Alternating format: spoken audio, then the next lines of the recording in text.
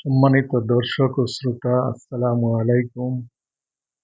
আশা করি সবাই ভালো আছেন। আমি আপনাদের দোয়ায় ভালো আছি।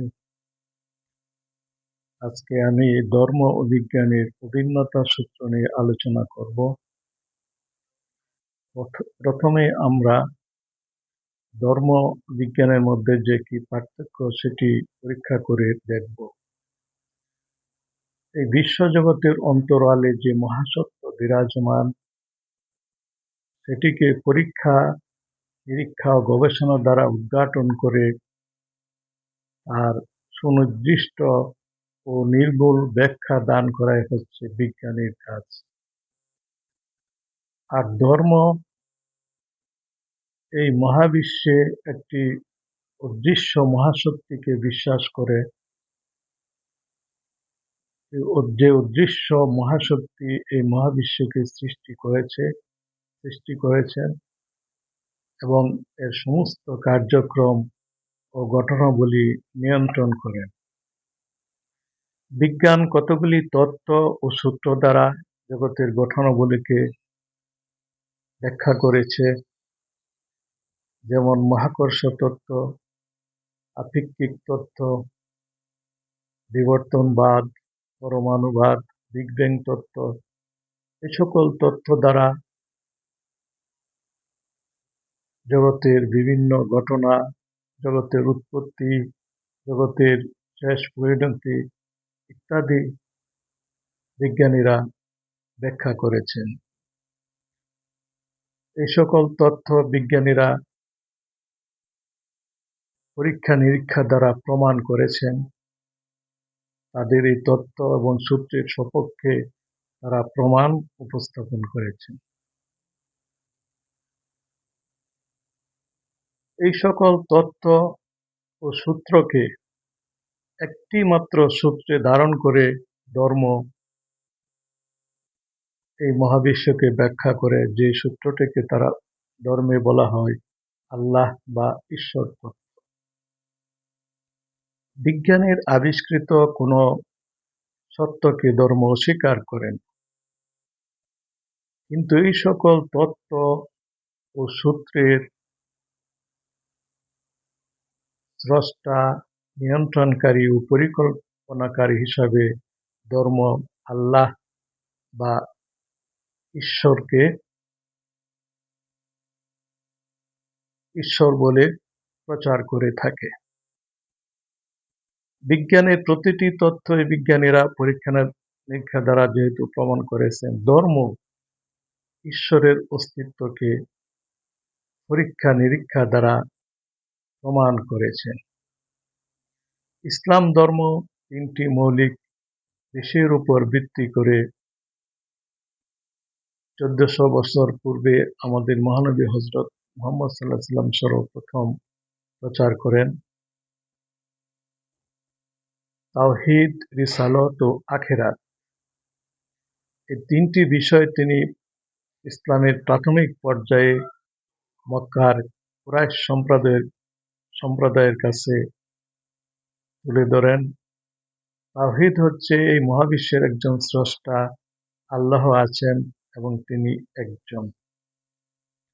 রিসালত হচ্ছে হযরত মুহাম্মদ সাল্লাল্লাহু আলাইহি ওয়াসাল্লাম যে আল্লাহর রাসূল ও নবী, সেই বিষয়টি মেনে নেওয়া।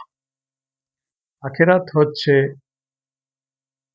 এই বিশ্ব, এই পৃথিবী এক সময় তার চূড়ান্ত পর্যায়ে পৌঁছে যাবে, সবকিছুই ধ্বংস হয়ে যাবে। মানব জাতিকে তখন তার কৃত কর্মের হিসাব আল্লাহ তাআলার কাছে পেশ করতে হবে এবং পরকালে স্বর্গ এবং নরক রয়েছে। মানুষের কর্মফল অনুযায়ী সেই স্বর্গ এবং নরক মানুষকে আল্লাহ তাআলা দান করবেন, প্রতিদান দিবেন। এই বিষয়টি মহানবী হযরত মুহাম্মদ সাল্লাল্লাহু আলাইহি ওয়াসাল্লাম মক্কার কুরাইশ গোত্র যারা আল্লাহকে অবিশ্বাস করত, পরলোকে অবিশ্বাস করত এবং তাকে নবী ঈসাকে মানতে অনীহা প্রকাশ করছিল, তাদের সামনে তিনি প্রচার করেন এবং এ বিষয়ে প্রমাণ উপস্থাপন করেন, যাকে আমরা কসমিক মেডিটেশন বলে অভিহিত করেছি। কসমিক মেডিটেশনের দুইটি অংশ, একটি হলো কুরআন যে আসমানি কিতাব, কুরআন যে মহাকাশ থেকে আল্লাহর পক্ষ থেকে হযরত মুহাম্মদ সাল্লাল্লাহু আলাইহি ওয়াসাল্লামের নিকট প্রেরিত হয়েছে, প্রেরণ করা হয়েছে, সেই বিষয়টি প্রমাণ করা। আর দ্বিতীয় বিষয় হচ্ছে এই সৃষ্টি জগতের উপর গবেষণা করা, বিশেষ করে মহাকাশের সৃষ্টিরাজির উপর গবেষণা করে আমরা তাওহীদ, রিসালাত এবং আখিরাতের অনেক প্রমাণ পেতে পারি। যেমন বিজ্ঞানীরা মনে করেন যে কোনো স্থির বস্তু চিরকালই স্থির থাকবে অথবা গতিশীল বস্তু গতির উপরই থাকবে যদি বাহির থেকে কোনো শক্তি এর উপর কাজ না করে, অথবা পৃথিবীর যে বস্তু নিচয় রয়েছে, যে সকল স্ট্রাকচার, যে সকল পদার্থ অণু পরমাণু রয়েছে, এর মধ্যে কোনো পরিবর্তন হবে না যদি না বাহির থেকে কোনো শক্তি প্রয়োগ করা হয়। তাহলে এই মহাবিশ্বের সৃষ্টির শুরুতে একটি মহাশক্তি এই বিশ্বের বাইরে থেকে কাজ করেছে, পরিকল্পনা করেছে, যে কারণে এই মহাবিশ্বের সৃষ্টি হয়েছে। এই ধারণাটি, এই অনুমানটি আমরা সহজেই করতে পারি। এটাকে একটি হাইপোথিসিস বলা হয়। আমাদের মহানবী এই হাইপোথিসিসটি প্রমাণ করে দেখিয়েছেন। তিনি মানুষকে বলেছেন, তখনকার যে সকল জ্ঞানী লোক ছিলেন আরব দেশে, মক্কা, মদিনায়, তাদেরকে তিনি এই কথাটি বুঝাইতে সক্ষম হয়েছেন যে এই যে পবিত্র কুরআন, এই কুরআনের যে স্ট্রাকচার, এই কুরআনের যে আয়াতগুলি, এই কুরআনের যে বিষয়বস্তু, এগুলি গবেষণা করলে নিশ্চিতভাবে প্রমাণিত হয় যে এটি আল্লাহর কালাম বা আল্লাহর বাণী, সেটি মহাকাশ থেকে আল্লাহর তরফ থেকে হযরত মুহাম্মদ সাল্লাল্লাহু আলাইহি ওয়াসাল্লামের নিকট এসেছে। তিনি তাদের জ্ঞানী লোকদেরকে এই কুরআনের একটি সূরার মতো একটি সূরা রচনা করার আহ্বান জানান, কিন্তু তাদের মধ্যে যারা সুসাহিত্যিক ছিলেন, জ্ঞানী ছিলেন, তারা দেখল যে কুরআনের প্রতিটি আয়াত, এটি কোনো গদ্যও না, আবার পদ্যও না, আবার এর কোনো সংমিশ্রণ না, এমন একটি নতুন সাহিত্য যেটি আরবদের কাছে একেবারেই নতুন এবং অভিনব।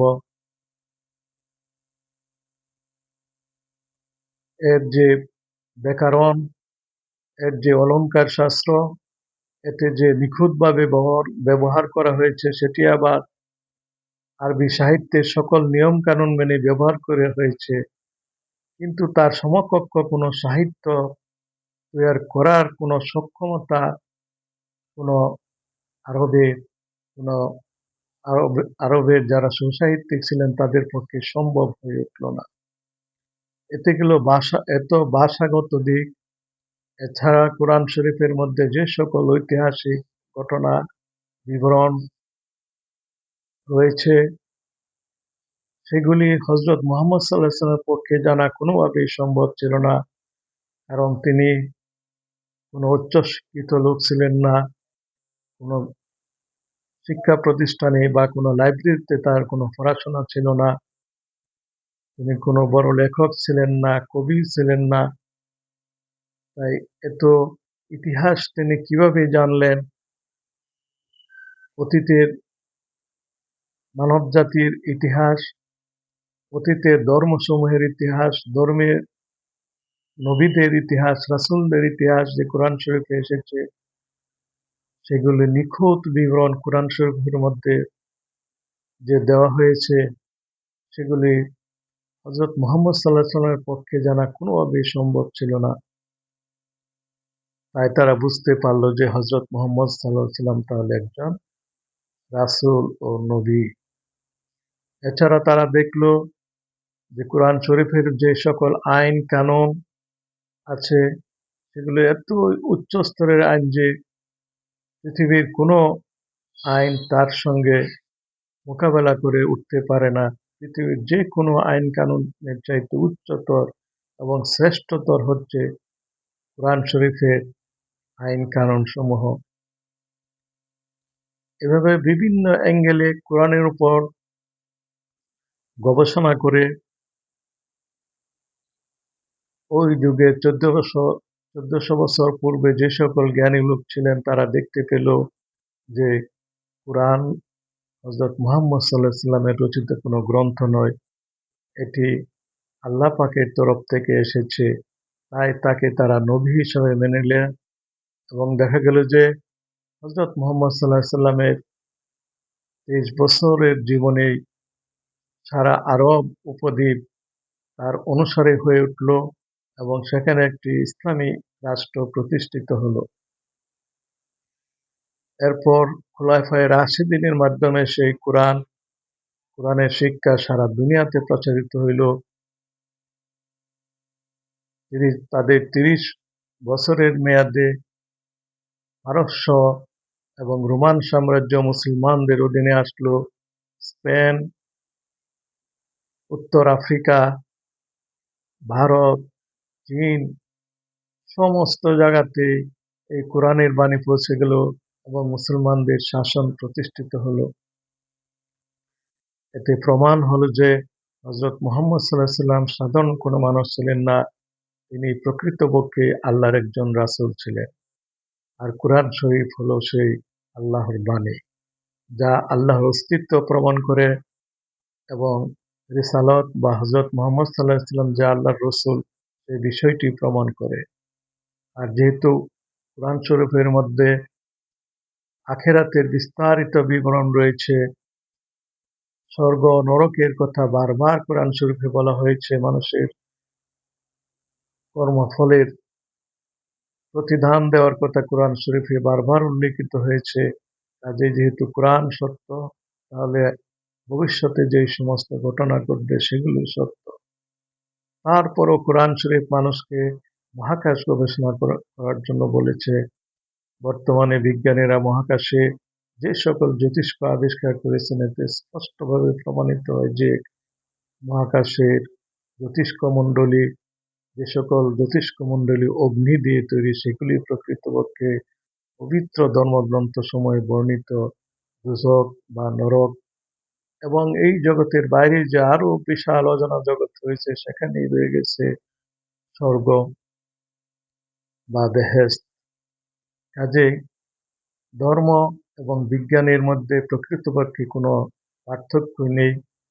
তবে ধর্মের যে সকল আচার বা যে সকল বিশ্বাস বিজ্ঞান দ্বারা প্রমাণ করা যায় না, যাদের কোনো বৈজ্ঞানিক ভিত্তি নেই, সেগুলি প্রকৃতপক্ষে কোনো কালচার, কোনো দেশের বা কোনো এলাকার, কোনো অঞ্চলের কালচার হতে পারে, অথবা সেগুলি কুসংস্কার।